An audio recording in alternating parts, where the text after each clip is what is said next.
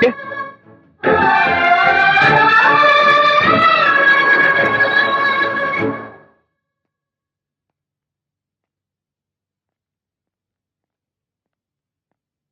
Shekhar, doctor, ನನ್ನ ಹೆಂಡತಿ ಹೇಗಿದ್ದಾಳೆ ಡಾಕ್ಟರ್?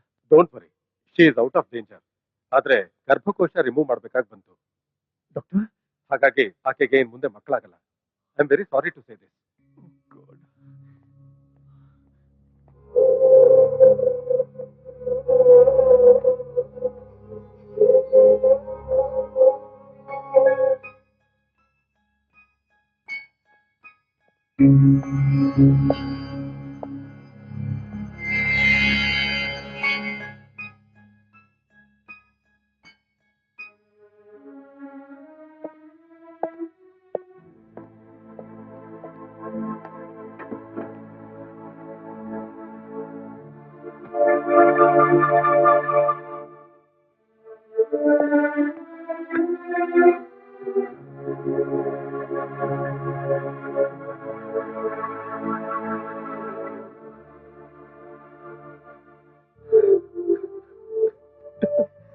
ಯಾಕೋ ಅಳ್ತೀಯಾ?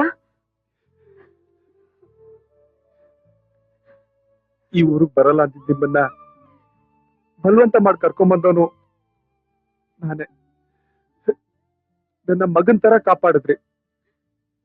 ಆದ್ರೆ ಅದೇ ಮಗನ್ಗೆ ತಾಯಿನ ಕಾಪಾಡೋದು ಕರ್ತವ್ಯ ಅಂತ ಗೊತ್ತಾಗ್ಲಿಲ್ವಲ್ಲ ಅದಕ್ಕೆ. 24 ಗಂಟೆನೂ ಕಾನೂನು, ಕರ್ತವ್ಯ, ಜನ, ಸಮಾಜ ಅಂತ ಹೋರಾಡ್ದೆ.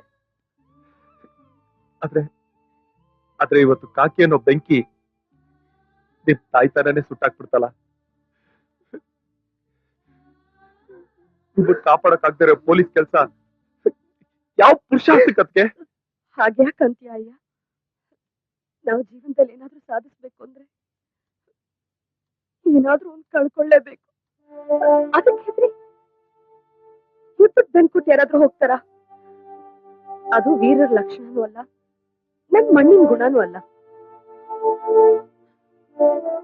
ನಾನ್ ನನ್ ಮಗುನ್ ಕಳ್ಕೊಂಡೆ, ಅದ್ರಿಂದ ನನಗೇನು ಬೇಜಾರಿಲ್ಲ. ನೀನೇ ನನ್ ಮಗನಾಗಿದ್ಯಲ್ಲೋ. ಒಂಥರದಲ್ಲಿ ಒಳ್ಳೇದೇ ಆಯ್ತು. ಹೆಣ್ಣಾಗಿದ್ರೆ ಮದುವೆ ಆಗೋವರೆಗೂ ತಾಯಿ ಮಮತೆ ಕೇಳಿರೋಳು. ಗಂಡಾಗಿದ್ರೆ ಬೆಳೀತಾ ಬೆಳೀತಾ ಪ್ರೀತಿಲಿ ಪಾಲ್ ಕೇಳಿರೋನು. ಈಗ ಯಾವ ತೊಂದ್ರೆನೂ ಇಲ್ವಲ್ಲ. ಅದಕ್ಕೆ ದಯವಿಟ್ಟು ಕ್ಷಮಿಸ್ಬಿಡಿ. ಅದಕ್ಕೆ ದಯವಿಟ್ಟು ಕ್ಷಮಿಸ್ಬಿಡಿ.